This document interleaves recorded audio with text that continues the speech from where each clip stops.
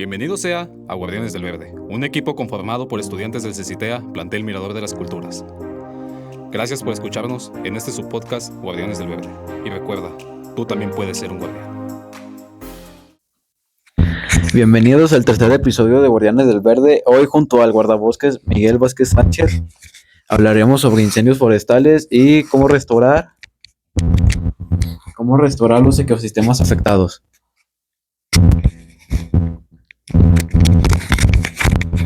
Así es, abordaremos esas estrategias para prevenir y combatir incendios y la importancia de la reforestación en la recuperación de nuestros bosques. Cuéntanos, Miguel, ¿qué función hace como guardabosques usted? ¿Qué rol tiene dentro de su trabajo?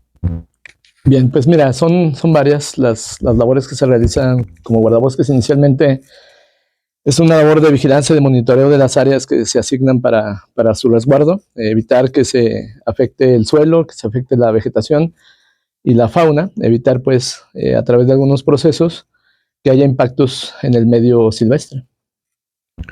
¿Y nos podría especificar cómo son esos procesos? Bueno, en el caso del monitoreo, pues evidentemente se establecen zonas que tienen alguna especie de dinámica de problemática, es donde más se enfoca el monitoreo. Ya posteriormente, cuando hay una situación que agrave la condición del ecosistema, pues interviene y en relación a las leyes que establecen la protección de ciertos elementos. Hay especies protegidas de fauna, hay especies protegidas de flora, hay también leyes que regulan la extracción de materiales del medio silvestre. En áreas naturales protegidas, pues esto se restringe casi en su totalidad, ¿no? ¿Y podría saber cuáles son estas especies protegidas exactamente? Bueno, dependiendo de la geografía, hay áreas naturales que contienen algunas especies que están en listas de protección. Por ejemplo, en Bosque de Cobos tenemos algunas especies protegidas, como lo es el caso de la tortuga de casquito, que es una especie que está en la NOM 059. Tiene ese nombre muy característico, curioso, por la forma de su caparazón, y es una especie que está enlistada y con categoría de amenaza. Esto es que su población pues está susceptible a estarse desapareciendo del ecosistema por factores regularmente asociados a la actividad humana.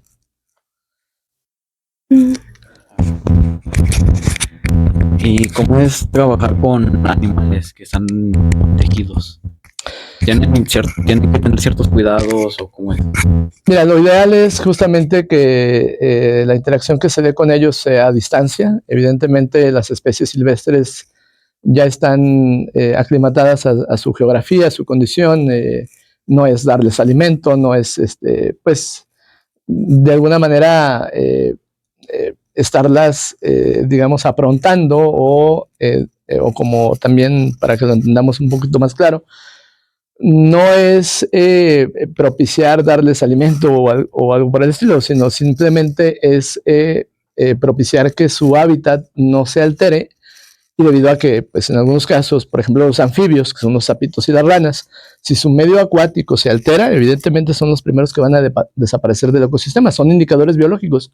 Cuando no tenemos en un ecosistema donde hay un medio acuático y están ausentes estos organismos, sapitos y ranas, pues regularmente nos da a entender que el ecosistema está alterado, no está siendo afectado por algún contaminante. Bueno, cambiando un poquito de tema, ¿sí nos podría decir cuáles son las principales medidas que toman para prevenir los incendios forestales?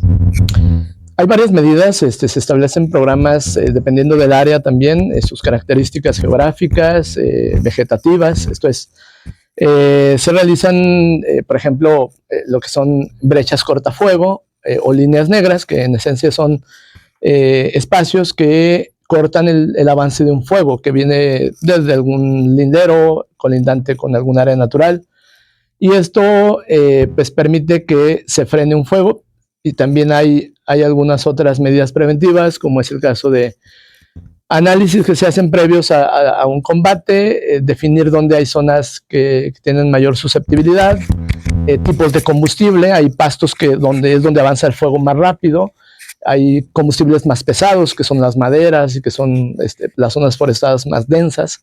Ahí, pues, evidentemente, la geografía de un área se analiza para poder afrontar un combate de incendio en caso de que se presente de una o de otra manera según lo establezca la estrategia y el tipo de ecosistema que hay en algunas zonas, ¿no?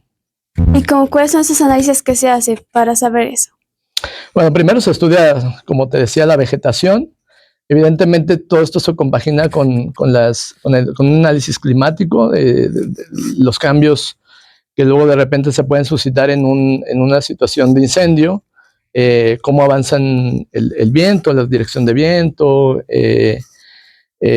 puede ser también incluso el horario, ¿no? No es lo mismo combatir un incendio. Así que digamos que de noche.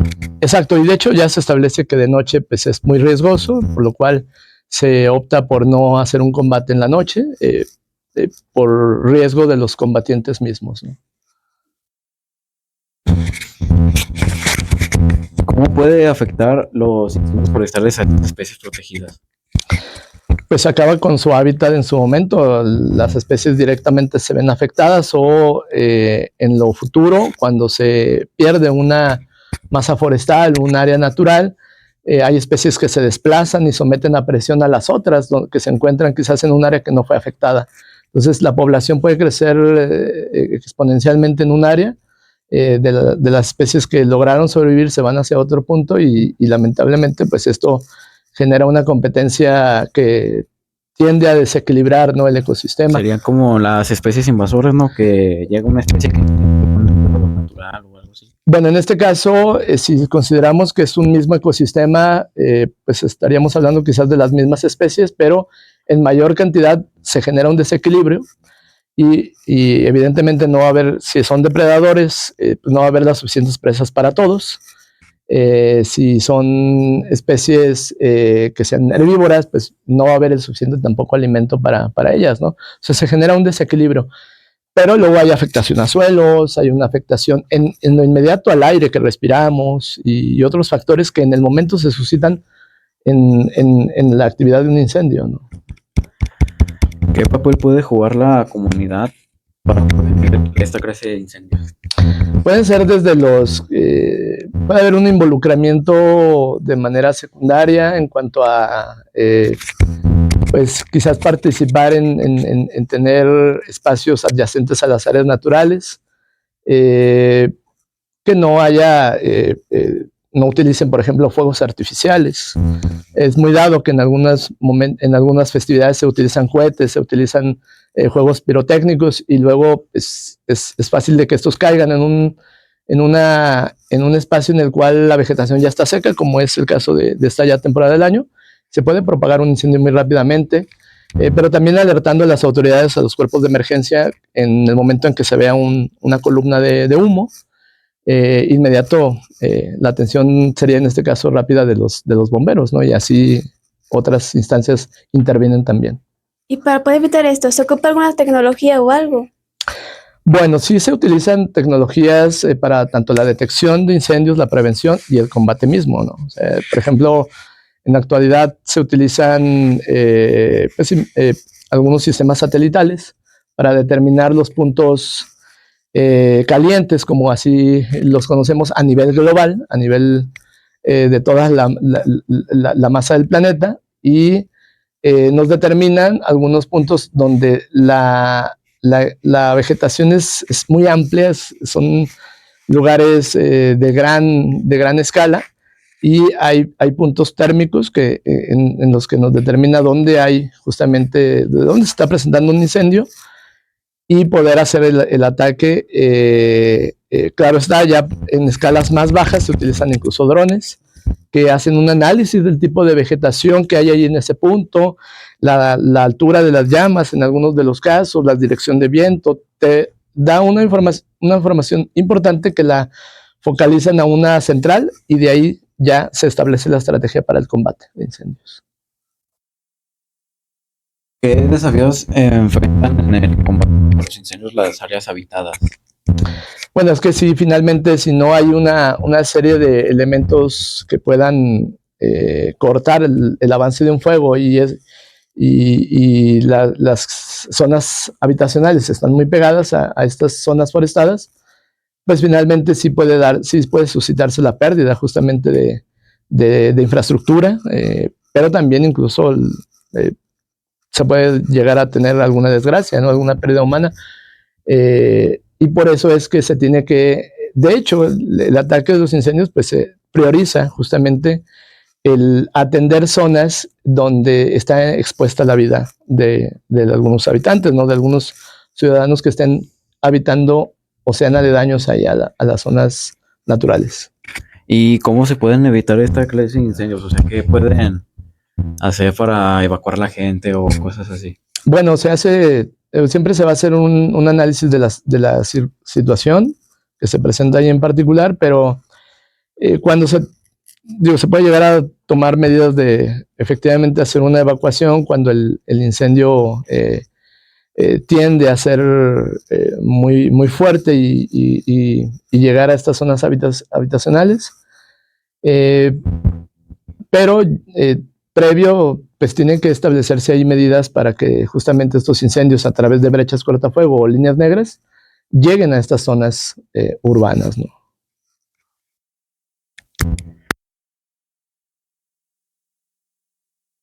¿Cómo puede ser la respuesta cuando ocurre un incendio? ¿Qué es lo que se hace inmediatamente? ¿Cuáles son las medidas que se toman? Bueno, inicialmente si quien detecte algún incendio es llamar a un cuerpo de emergencia inmediato. En este caso, por lo regular, hay brigadas que están dentro de las áreas naturales protegidas, que son los primeros cuerpos respondientes, y de ahí se va generando una cadena de mando que ya se van incluyendo diferentes autoridades. Se está rindiendo un análisis pronto, inmediato, para poder hacer una respuesta al incendio de manera eficaz.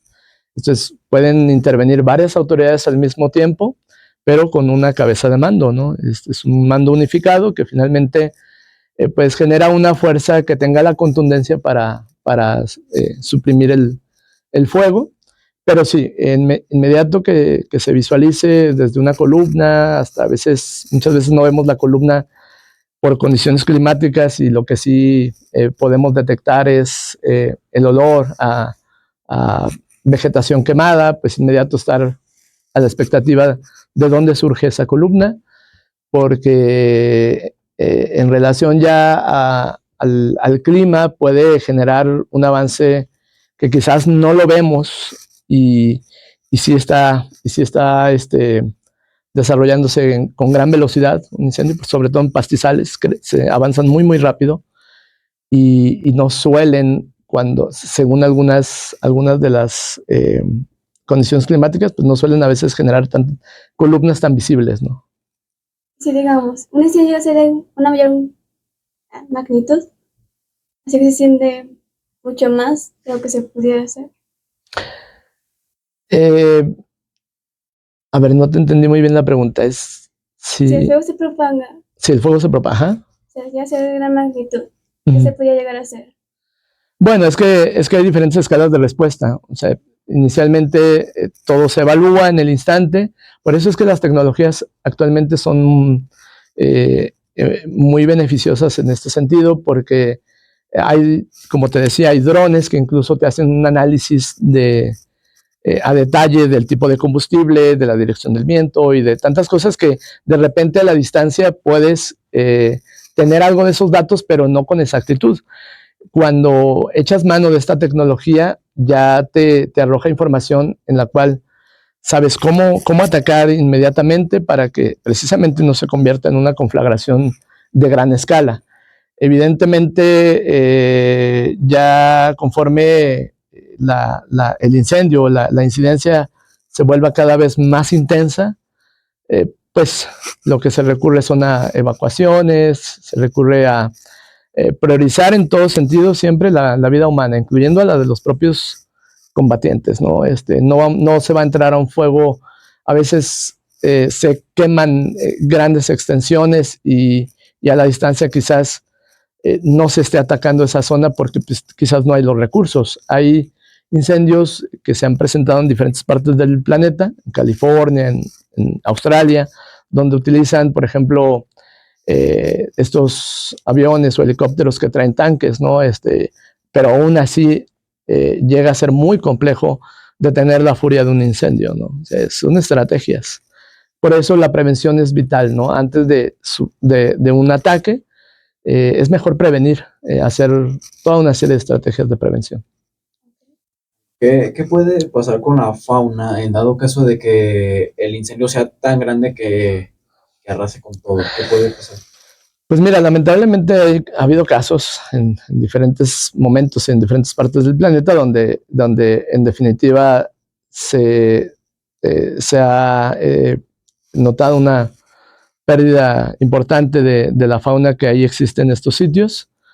Y en lo posible, los cuerpos de emergencia pues tratan de auxiliar a los grupos de diferentes especies que ahí existen. Sin embargo, entendamos que las especies silvestres pues no van a correr a los brazos de algún rescatista. Van a estar en una situación de alarma, de desasosiego, y van a estar corriendo por todos lados. Lo importante ahí es evitar detener el incendio y pues que al menos secciones importantes del ecosistema se salvaguarden para que ahí puedan las especies mantenerse, ¿no? Y en dado caso de que si suceda un incendio de esas magnitudes, al iniciar la reforestación.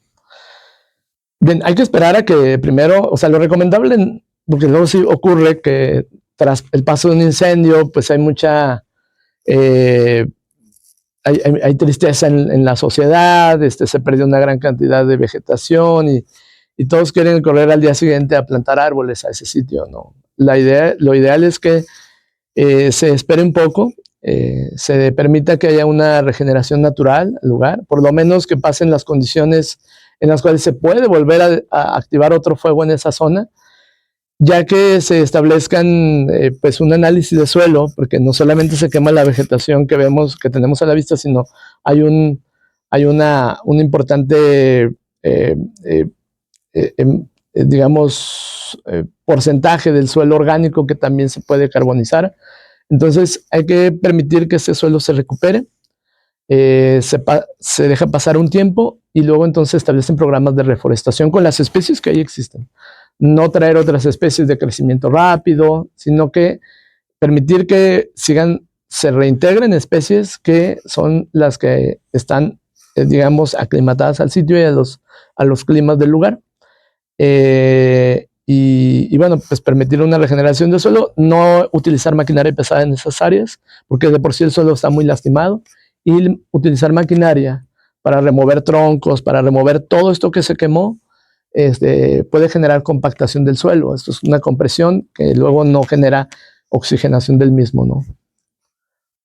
Y digamos, esas especies que estaban en esas zonas, ¿qué se hace con ellas? Si es que llegan a haber muchas pérdidas. Bueno, te digo, se establecen programas sí de reforestación, pero también hay que ver que sean, por ejemplo, pues muchas de las especies que se van a reforestar, pues regularmente o por obviedad llegan de viveros, donde hay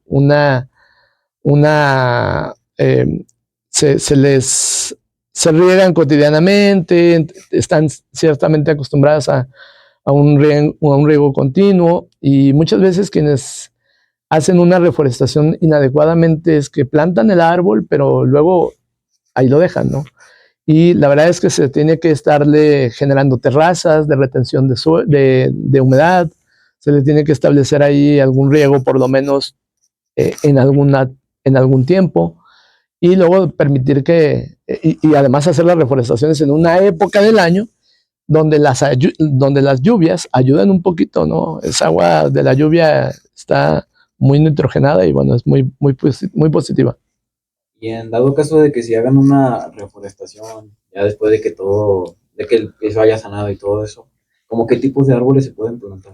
Sí, vas a ver el paisaje, o sea, el paisaje te va a dictar qué es lo que tienes que poner ahí. También hay que considerar la talla de los organismos, de los ejemplares que se coloquen. Sí colocar algunos de talla media, no colocar pequeñititos, porque finalmente, pues algunas especies, como lo dijimos, algunas especies animales pues van a estar ahí con la necesidad de vegetación y luego muchas de estas reforestaciones pues van a ser el alimento inmediato ahí de algunas especies, ¿no? Entonces tienen que ser una buena talla, tienen que ser las especies del sitio que se perdieron, tienen que ubicarse en zonas donde pues no se vaya de nueva cuenta a presentar una incidencia de este tipo y darle un proceso de mantenimiento, evitar que haya plagas. Finalmente estos sitios también se vuelven susceptibles a que se pueda propagar por ahí algún tipo de plaga posterior al incendio, ¿no? Y en caso de que se propaguen plagas, ¿cuál puede ser la peor? Bueno, es que hay diferentes tipos y afectan a distintas especies. Hay desde gusanos barrenadores hasta patógenos que es muy complicado detectarlos en algunos casos. Sí habría que guiarse por la tutoría de algunos ingenieros forestales que determinen que alguna zona que esté adyacente ahí no pueda generar problemas con una nueva plantación. Se tiene que analizar no solamente la zona afectada, sino el entorno que pueda tener pues algún antecedente de plagas o de patógenos que se puedan dispersar en las nuevas especies que vas a integrar a esa zona. Mencionó algo de los gusanos, ¿no?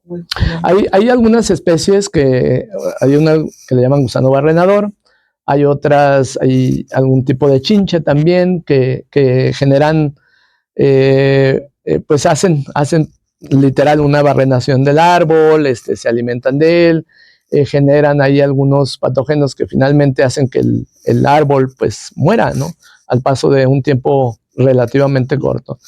Y si integras especies que trajeron de un vivero a un sitio, pues quizás esta especie no estaba tan, digamos que aclimatada o con la resistencia necesaria para poder soportar plagas, ¿no?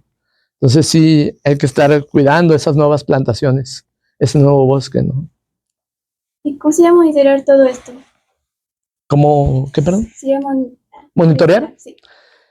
Sí, mira, incluso también se pueden monitorear, se establecen programas para darle un seguimiento a las plantaciones. Eso es vital, eso es importante porque finalmente no es nada más llevar, a veces se invita a la población y esto es positivo para que se integre este tipo de acciones, las reforestaciones, pero también se le tiene que dar el seguimiento necesario con esa misma población a la que se integre este tipo de actividades. Se establecen programas para darle seguimiento, observación a los suelos, cómo van recuperándose, cuando pierdes una masa forestal, por ejemplo, al pie de una colina, finalmente las lluvias si llegan de forma torrencial, van a arrasar y generar erosiones tremendas en esa zona. Entonces, es importante que también, además de plantaciones, se hagan barreras que contengan las escorrentías de aguas y no esté todavía socavando más el suelo y que lleguemos a un punto en el que el suelo no tenga la suficiente riqueza de nutrientes que luego pues le dé esa fortaleza al árbol, ¿no? No es solamente de agua de lo que vive un árbol, sino de otros nutrientes de la tierra. ¿Cómo puede ayudar la comunidad a esto de la reforestación? Primero tenemos que identificar y valorar a las especies nativas. Tenemos que considerar todos los valores que tiene, en el caso de Aguascalientes, en el caso de nuestros ecosistemas que nos rodean la ciudad, aquí en la ciudad capital. Bueno, considerar que los mezquites tienen toda una serie de servicios ambientales fundamentales para que tengamos una calidad de vida importante. Son termorreguladores del clima, nos dan un clima mucho más agradable que el no tener árboles. Lo hemos visto, la radiación y demás, pero la captura de carbono, la infiltración de agua al acuífero. Los mezquites, por ejemplo, su tipo de raíz nos permiten porque van profundizándose cada vez más, y en esas grietas que aperturan hacia las diferentes capas de nuestro suelo permiten que el agua de lluvia se infiltre y entonces abastecen el manto acuífero, ¿no?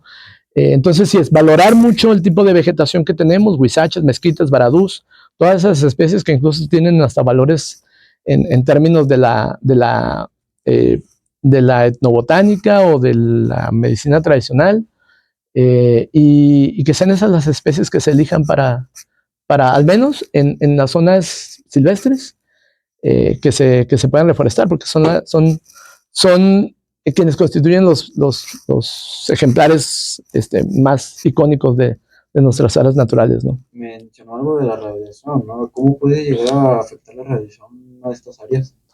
Bueno, finalmente lo comento yo porque bueno, una zona sin árboles, un área carente de vegetación, pero particularmente de masa arbórea, finalmente tiende el ser humano que ahí habita estas zonas sin árboles y sobre todo sin este tipo de árboles, pues evidentemente tiende a recibir una radiación mucho más intensa, ¿no? Entonces, hemos visto que zonas que también se llegaron a incendiar y que lamentablemente no se han podido recuperar, pues luego continuamente, ya cuando crecen algunas herbáceas, algunas plantas, algunos pastizales, tienden a quemarse muy rápidamente porque están muy insoladas. Esto es, tienen una temperatura muy elevada y ya sabes que también existen estos conocidos como incendios incidentales por el efecto lupa, que cuando arrojan residuos al medio silvestre, los fondos de botella también se pueden convertir en quienes propagan incendios a partir de este efecto con la radiación, ¿no? y la quema de vegetación. ¿Y cómo puede afectar la radiación a toda la fauna? Bueno, en este sentido hay especies que tienen que tener un nivel de temperatura pues promedio. Hay especies que están muy aclimatadas a climas bastante elevados. Hay desplazamiento de especies que ya no pueden estar en un sitio por la poca humedad que existe. Por términos de clima, ¿no? Y sí, o sea, finalmente cuando un ecosistema se modifica a partir de una situación, puede ser un incendio forestal o una deforestación por un cambio de uso del suelo, pues finalmente se desplaza a la fauna y muchas veces es para ya no volver, ¿no? Porque finalmente si se retira la masa arbórea de esa zona y se reintegra, o más bien se establece ahí otra dinámica, un fraccionamiento más, calles o demás, pues finalmente se pierde el hábitat, ¿no? La pérdida del hábitat es el riesgo de extinción más importante que hay para la fauna. ¿Riesgo de extinción? Sí, hay especies que las orillas a la extinción, si ya no tienen hábitat, pues evidentemente ya no tienen los medios cómo subsistir y remites a una especie que viva en un zoológico, algún refugio. ¿Qué especies usted conoce que se hayan extinguido por esa razón? Bueno,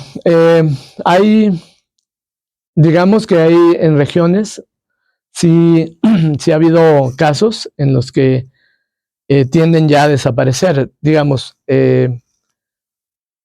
por ejemplo, en Aguascalientes tenemos en diferentes etapas del tiempo han ido desapareciendo especies, como puede ser, por ejemplo, en su momento existieron, y me voy a remitir desde muchos años atrás, no me voy a remitir hasta, digamos, la era del hielo, ¿no? Allí habitaron especies que finalmente tenían una condición del ecosistema que permitía que estuvieran estas especies, desde bisontes, armadillos gigantes, mamuts, y al haber toda una serie de factores que agravaron la condición de su hábitat, pues evidentemente se extinguieron.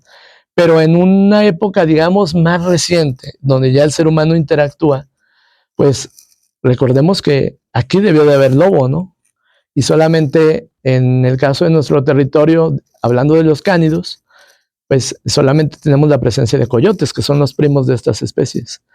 Y hemos sabido que conforme la mancha urbana avanza, pues desaparecen las especies de allí, ¿no? Desde pequeños conejos o liebres, aun cuando no lleguen propiamente los desarrollos habitacionales en esos sitios, con la sola proximidad generan dinámicas que tienden a desaparecer. Nos ha tocado, ¿no? Que ya no vemos liebres, ya no vemos conejos, ¿no? En algunas zonas, que son la base de alimento de muchas especies de carnívoros. Y si no tienen ese alimento, se van juntitos, ¿no? ¿Y usted qué piensa acerca de la extinción? Mira, evidentemente hay procesos naturales en los que hay especies que colapsan, porque está en esto inmerso muchos factores, desde genéticos hasta quizá, bueno, evidentemente los ambientales y de sustento para muchas de estas especies que, como lo decimos, ya no hay ese sustento, ya no tienen esa condición del hábitat. Por ejemplo, hay muchas especies acuáticas, hay especies de peces nativos aquí en Aguascalientes que han desaparecido. En Río San Pedro existían algunas variedades de peces nativos que lamentablemente, la contaminación de este cuerpo de agua desaparecieron. Sabemos que hay algunos lugares donde teníamos presencia de algunos sapos o ranas de algunas especies que también, por ser especies muy frágiles, desaparecen. Y junto con ellas las otras especies que se correlacionaban, ¿no? Como por dieta o por otros factores.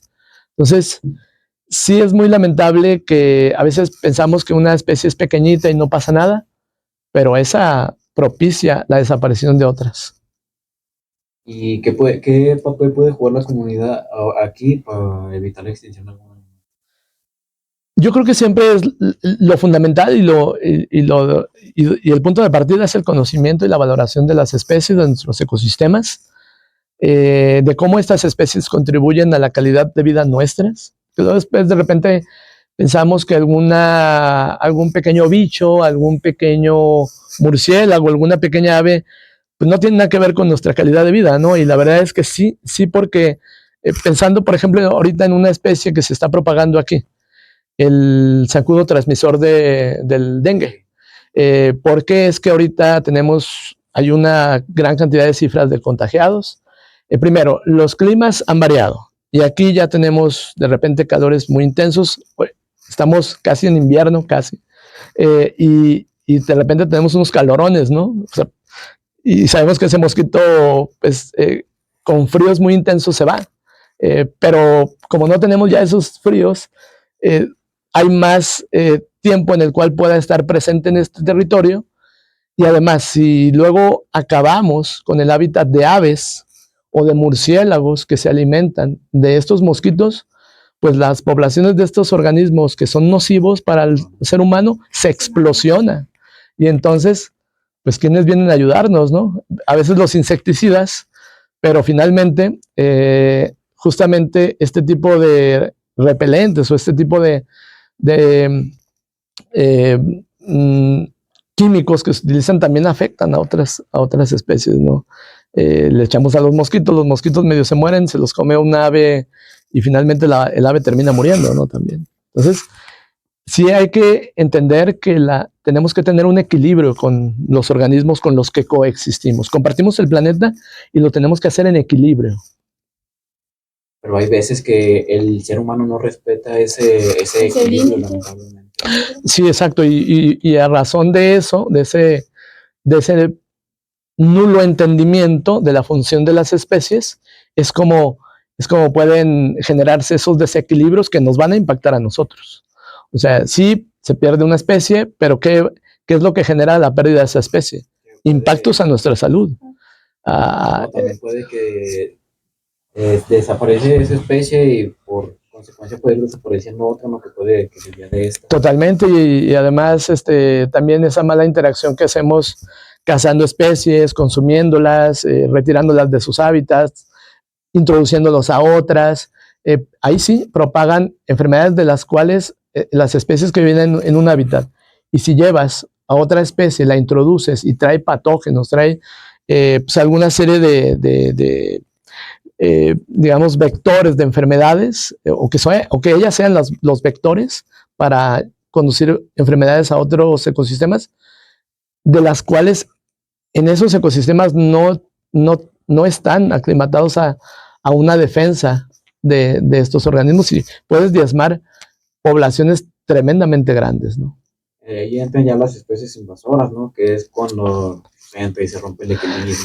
Pasa, por ejemplo, aquí en el medio silvestre aledaño, ¿no? A veces la tenencia irresponsable de algunas personas de mascotas como perros o gatos que luego de repente los abandonan, no les dan una atención debida. Estas mascotas escapan al medio silvestre y llegan a conformar incluso jaurías, ¿no? Tanto gatos como perros pueden generar una baja de población de animales silvestres importante, o son transmisores de algunas enfermedades que las especies silvestres no estaban acostumbradas. Uh-huh. Una pregunta que acá nada que ver. ¿Le ha tocado trabajar con un animal raro o exótico? Pues evidentemente al paso del tiempo te topas con especies que de repente eran o son poco frecuentes que las observes. Como te digo, nuestra función es visualizar a la distancia, evitar lo menos interacción con las especies para que éstas estén más bien en un estado como tal de vida silvestre y no con un manejo. Pero sí, siempre es muy bonito tener el momento en el cual te encuentras con una especie silvestre que poco se ha observado. Luego son muy tendientes a tener mucho dinamismo, pero en la noche, salvo las aves que sí son muy diurnas, sí son especies que se movilizan mucho durante el día, pero cuando te encuentras con una especie que habitualmente se observa solamente en la noche y la ves en pleno luz del día, pues es impactante, ¿no? Ver a un coyote de cerca, ver a un lince o ver a un pecarí tal vez de cerca, pues sí impone, y no tanto porque sean criaturas grandes, realmente son especies de tallas pequeñas, pero son criaturas que han sobrevivido condiciones tremendas, ¿no? Incluyendo pues, que los coyotes llegan a comerse hasta las tunas, ¿no? Sí, sí, sí.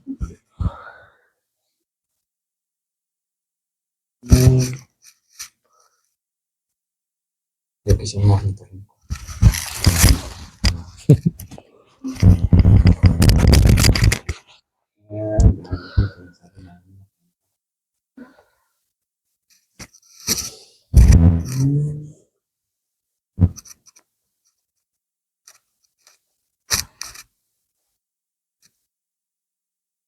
¿Cómo puede afectar a la, cómo se dice, a la comunidad? Estas especies que son, ¿cómo se dice, puestas en otros hábitats que no son los suyos? Bueno, hablando de especies animales, pues como te digo, luego un perro es capaz de volverse un perro feral. Y al volverse un perro feral, tiene estas, o comienza a adoptar estas cualidades para sobrevivir en el medio silvestre. Por distintas circunstancias, se puede volver una especie que compita por el alimento con las especies que ya está ahí, que de por sí luego ya están muy sometidas a presión, ¿no? O sea, cada vez los hábitats se reducen y esto implica una mayor competencia por el alimento. Si hay tanto gatos como perros ferales, pues evidentemente las especies nativas, las especies silvestres, cada vez menos van a encontrarse con el alimento y entonces pueden hasta morir de inanición, de hambre. Pero también, como te decía, son transmisores de algunas enfermedades. En el caso de las plantas, también luego de repente queremos, y es muy dado, que hay gente que pues adopta pues por su querencia con ciertas plantas, con ciertos árboles. Es que entrar para acá, donde no van. Donde no van y donde... ¿Cuál es el dictado de un espacio para colocar una planta o un árbol? Pues el lugar, el paisaje. El paisaje te tiene que decir qué es lo que ahí va y qué es lo que no debes de meter. Un árbol de sakura que se tira para acá. ¿En qué puede afectar, más o menos? Bueno, si es del medio silvestre hacia acá, pues no hay afectación en cuanto a que, mira, luego hay unas especies en el caso de las de aquí de Aguascalientes, pues que tienen estas características de ser espinosas. Y sabemos que luego estas especies son, digamos, que no muy apreciadas, precisamente por la espina, ¿no? O sea, no hay mucha gente, pues, que quiera tener un árbol espinoso en casa por las implicaciones de accidentes y demás. Acá en la ciudad, pues incluso hay catálogos en los que se recomiendan algunas especies, no solamente por su crecimiento, el de la raíz, no únicamente el que va hacia arriba, sino el de la raíz, porque hay quienes se quejan porque les botan las banquetas, les destrozan las cisternas y demás.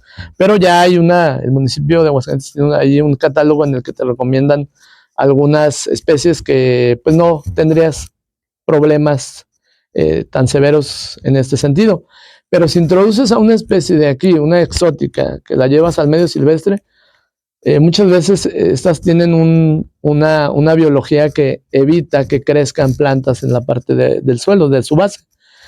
Son alelópatas, este es un término que se utiliza para indicar que todo lo que crece alrededor, más bien no hay nada que crezca alrededor de ese árbol. Y en cambio ves a un mezquite o ves a un huizache y pueden crecer juntitos, pegaditos. Eso es la simbiosis, ¿no? Es posible que desplace muchas especies de herbáceas. Y sabemos que no solamente el árbol es importante, sino las plantas nativas.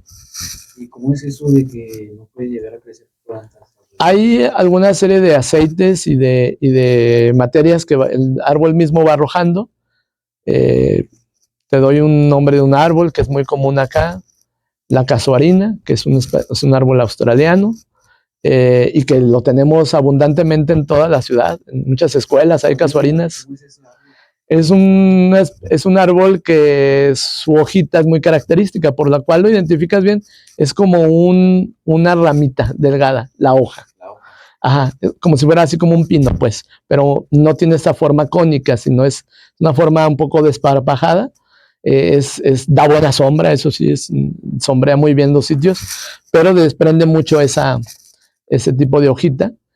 Otra especie que luego también suele desplazar, pues, los mismos eucaliptos, y generan estos mecanismos en los que pues tiene todos los nutrientes solo para sí, ¿no? O sea, no genera mucha interacción con las plantas, al menos no de forma positiva, ¿no? Como si lo pudiera generar una especie. Sí, digamos que desplaza a las demás, ¿no? Desplaza a otras especies. Algo así, pero finalmente pues, se comporta como un competidor supremo, ¿no? O sea, desplaza. Yo creo que ya para ir cerrando, ¿nos podría contar un poquito más de usted? Bueno, como yo me comencé a vincular con el tema de la protección del ecosistema, particularmente de un sitio, de Bosque de Cobos, esto nació en el año 2004, por razón a las muchas problemáticas que se observaban en el sitio. La verdad es que eran tiraderos de escombro, eran aprovechamientos, tala clandestina, incluso cacería furtiva. Evidentemente, de forma inicial recurría a las autoridades, pero bueno, luego de repente, pues sí, vi la necesidad de comenzar a actuar de manera un poco más directa. Sí, definitivamente hay momentos en los cuales empatizas con la naturaleza, te integras a ella y le das una respuesta de alguna pregunta que te hizo y no de manera verbal. Hay otras formas de expresión de la naturaleza por cómo te deja un mensaje y finalmente a ello tú respondes o no.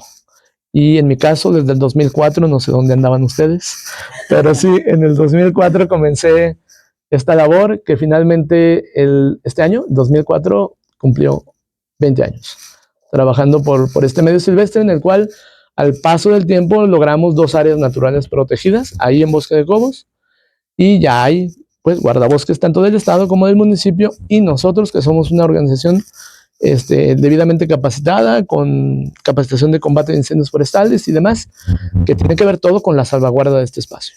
Podría decir que le gusta muchísimo su trabajo. 20 años creo que lo dicen muy claramente, y sí, es un vínculo que se mantiene, que si no fuera, vaya, esto no es ir y venir, no es decirme que soy, sino es demostrárselo al sitio en el sitio.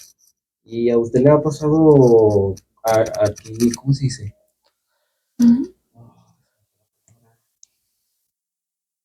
¿Le han pasado cosas peligrosas a usted? Sí, mira, bueno, yo regularmente realizo mi labor de monitoreo en una bicicleta de montaña. Y pues esto ya tiene algunas implicaciones, ¿no? Cuando vas en una bicicleta de montaña en zonas que son un poquito complejas, con arenas, con declives, con zonas donde a veces, pues, a veces es en la noche el monitoreo, y a veces pierdes de vista algunos elementos que con una piedrita mínima te puedes resbalar. Y entonces sí he tenido algunos percances, hace poco un esguince, en la plena noche, ¿no? Pero para eso tienes que tener buena comunicación y solicitar auxilio cuando sea necesario. A veces, pues, quien es el auxiliado es uno, y de repente pones en espera un poquito el auxiliar al sitio, ¿no? De alguna manera, evitar que un percance se convierta en una fatalidad, ¿no? Gracias, Miguel, por compartirnos tu experiencia y conocimiento con nosotros. Realmente estamos muy agradecidos de que te hayas tomado Tiempo para venir con nosotros, charlar con nosotros. Bueno, ya por último, ahora sí, ¿qué le puedes dar un consejo a la comunidad que nos está escuchando? Sí, bueno, todo partió dentro de esta plática muy, muy agradable con ustedes. La verdad es que mucho se remitió al aprecio, al conocimiento de nuestra naturaleza, la nativa, la de nosotros, ¿no? De repente nos sensibilizamos con alguna situación que ocurre a miles de kilómetros de nuestro territorio, y es bueno que de repente tengamos empatía con los ecosistemas distantes, pero primero hay que hacerlo con nuestros ecosistemas que han persistido a lo largo de miles de años. Hay que conocer nuestra flora, nuestra fauna nativa, y enorgullecernos de ella, saber que nos brindan una calidad de vida que, si la tenemos, evidentemente va a ser muy buena, que si dejamos de tenerla, nuestra calidad de vida va a disminuir. Así es de que sepamos que la naturaleza que nos rodea nuestra ciudad, la tenemos que cuidar, y eso nos va a traer muchas satisfacciones, y en lo futuro, bueno, pues seguir estando varias generaciones más aquí, ¿no? Entonces, muchas gracias y nos vemos en el próximo episodio de Guardianes del Verde. Hasta la próxima. Gracias por escucharnos en este su podcast Guardianes del Verde. Y recuerda, tú también puedes ser un guardián.